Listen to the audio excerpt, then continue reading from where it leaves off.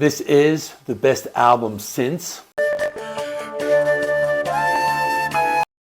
Last year, Jethro Tull released the Zeppelin, and this was an album I enjoyed, but a lot of people said that it seemed more like an Ian Anderson solo album. He was using the same band as his previous solo albums, but this time he wanted to release it under a Jethro Tull name. It was the first album in 19 years of new material. I had gotten a lot of comments on my Jethro Tull ranking video. People saying that the Zeppelin belonged at the bottom because it didn't have the essence of a classic Jethro Tull album. I may disagree, but that was the consensus among new fans. Now with this album, I was expecting like Zeppelin Part 2, but it's not. It's a classic Jethro Tull album with a style that goes way back to their classic albums from the 70s. I was surprised at how good this was. So later I will be talking about the songs, and I'll give you an idea about where I would rank. So even though it just came out, I'm only a few listens in, stay to the end and you can find out about all that. Ian Anderson announced on Jethro Tull's Facebook page on November 17, 2022 that the band's upcoming studio album would be released in spring 2023. Originally intended to be an album of mostly instrumental flute music, the album's name was inspired by the phrase Ragnarok, with rock meaning destiny, course, or direction, and to keep the spelling, flute was changed to the float with the F-L-O-T-E. Bruce Sword of the Pineapple Thief, he just finished the surround mix and the alternate stereo mixes of the album. And there it is, it's pretty good. This album was also released as a double LP, CD, and Blu-ray with a deluxe edition including bonus demos, an interview with Ian Anderson, and a bonus track. I don't have it on a CD or vinyl yet, but I will plan to get this because it is just a really good album. So let's talk about the band. So we have Ian Anderson on vocals, flutes, production, mixing, engineering, and his newest band, David Goodyear, bass guitar, John O'Hara, piano, keyboards, Hammond organ, Scott Hammond on drums.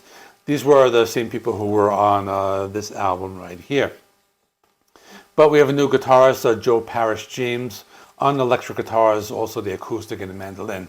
He actually played one track on Zeppelin, but he's now a full-fledged member of the band, and the previous guitarist, Florian O'Falley, is no longer in the band. So let's talk about the songs. Voluspo, it's probably one of the strangest intros I've ever heard on a Jethro Tull album. You hear some wind instruments, a woman speaking something in like this Icelandic language, or that's what Google Translate said to me.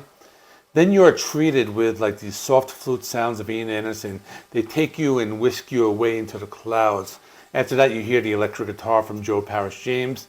This had a sound that was heavier than expected. While he was playing some guitar riffs, Ian Anderson begins to speak the next few verses of the song, and Joe Parrish does some lead guitar work on this. Ginnungagap, that's one of the singles. I'm not sure if I'm pronouncing that correctly. It has a sound that transports you back to their stand-up album. Both the soft flute playing of Ian Anderson and the keyboard melodies of John O'Hara has some electric guitar in the background. And if it wasn't for like the vocals, you would think it's from the 70s, but Ian Anderson, like his vocals aren't the same as they were back then, but they're still very good. The song is about Ymir, a giant Norse mythology, or a Norse god formed by water drops. He was like the first being or something like that. Allfather is a song that brings back that early 70s sound as more of a prog sound with some electric guitars, reminiscent of something from like a Passion Play. Ian Anderson's flute transports you into the dark forest of sounds with these textures. Ian Anderson also does some spoken word vocals and kind of sounds like a Norse, like almost like rap music, but it's like Norse music. The Feathered Consort is a song that sounds more like something from, something from the Zeppelin. It still has some elements of that classic Jethro Tull sound. Songs about the goddess Freya, who controlled love and fertility. Songs of flute playing. It evokes these vast landscapes and forests. Is one of the more relaxing songs, and you can sit back and enjoy while you take in its complexity. Hammer on Hammer, the second single, is about Thor and Ragnarok. This one has some cool riffs by Joe Parrish James and some dark keyboard melodies by John O'Hara. One of those songs that paints a picture of an epic battle scene. The electric guitars and keyboards play off of each other. There's a very melodic and progressive rock sounding guitar solo. Wolf Unchained is more of a darker track, has some of the heavier guitar playing on the album. The song mentions Teruvin, Malinois, and Groendal, which I understand to be some type of wolves that were bred and became like Belgian herding dogs. It has some of the best guitar playing out of all the songs. Ian Anderson's flute is ever present throughout the song. The instruments are in sync with each other and they create some progressive rock soundscapes. The Perfect One is a soft song that makes you feel like you're floating on air, looking down at the green pastures. This one has a sound that's more like modern Jethro Tull sound. The lyrics for this were hard to interpret, but they mention the Greek god Adonis. It's more of a laid-back song. Still has all the elements that make up a Jethro Tull song. The song has some beautiful keyboard soundscapes in there, paired with the flute melodies. Trickster and the Mistletoe sounds like very medieval, the type of music you would hear at a Renaissance fair or something. You can imagine a group of knights sitting in a pub after coming back from battle. Ian Anderson uses a mixture of singing and spoken word vocals. It's an upbeat song, has all the elements you would expect from classic Jethro Tull. Cornucopia is another soft and relaxing song. I was almost expecting a Black Sabbath cover.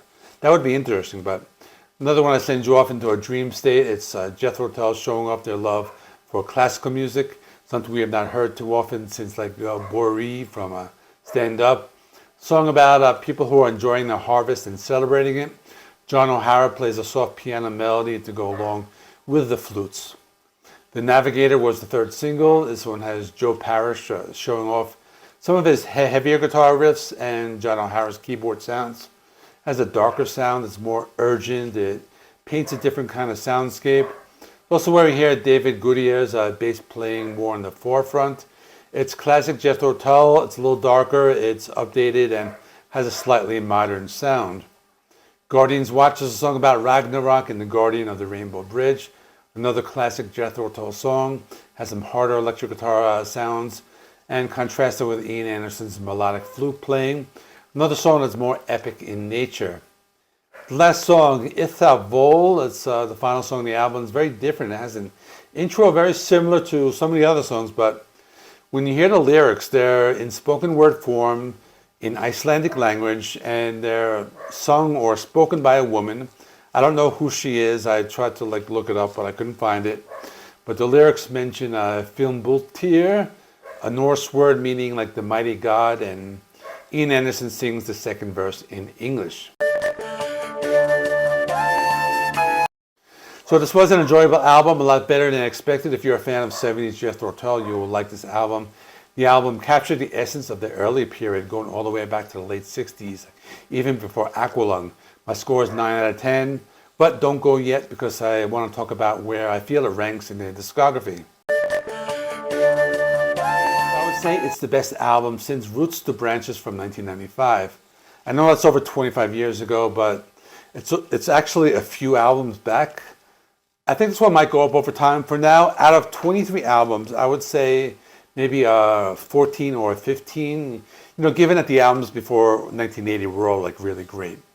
But I will be doing a ranking in a few weeks after I've given this some more time. But in the meantime, check out last year's Jethro Tull ranking. I did it right after the release of the Zeppelin, and I will see you in the next one.